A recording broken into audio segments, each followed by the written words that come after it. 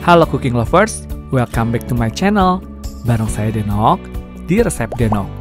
Pada video kali ini saya akan buat puding red velvet. Let's go!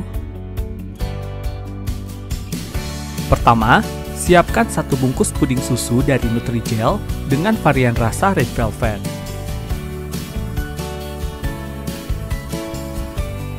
Tambahkan 300 ml air dan aduk-aduk hingga puding larut.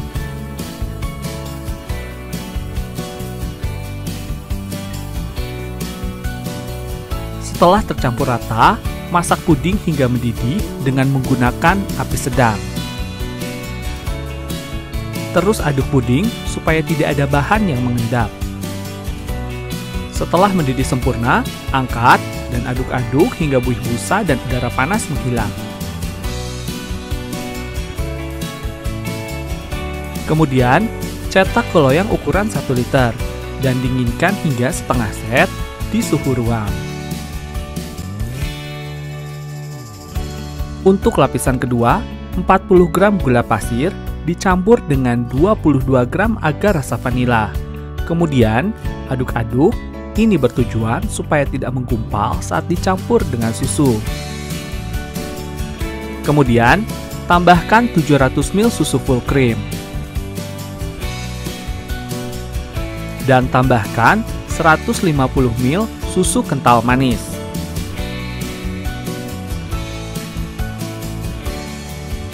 Aduk hingga rata dan masak hingga mendidih dengan menggunakan api sedang.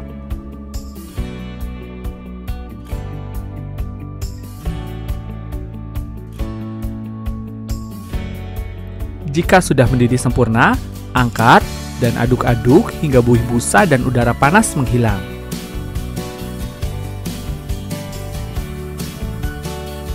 Saring puding susu untuk hasil yang lebih lembut.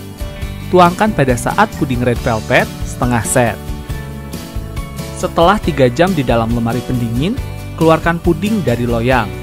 Di sini, saya taburkan bubuk biskuit sebagai hiasan.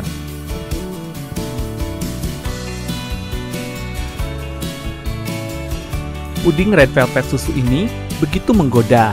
Dengan lapisan merah velvet yang lembut dan kaya rasa, dipadukan dengan lapisan susu yang creamy. Rasanya manis dan segar, memberikan sensasi kenikmatan yang sempurna untuk menyempurnakan buka puasa. Selamat mencoba dan semoga menginspirasi.